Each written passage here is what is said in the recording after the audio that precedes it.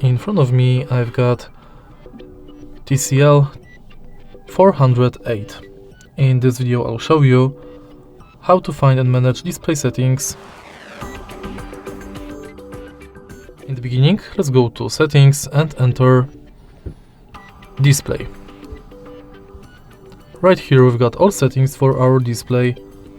Let's start with the top of the list, where we can change brightness level of the display manually and then change dark mode, schedule it, and next we can enable or disable eye comfort mode and also schedule it. Then we can change color temperature. Next we can change screen timeout between 15 seconds, 30 minutes or never. And next we can change color mode and temperature. Then we can change font size, font style, enable or disable auto rotate screen, show speed network, change battery percentage icon, enable or disable notifications, icons folder, and hide notch.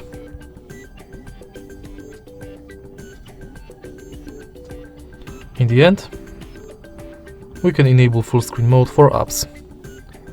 And that's basically it for display settings. If you find this video helpful, please leave like, comment and subscribe.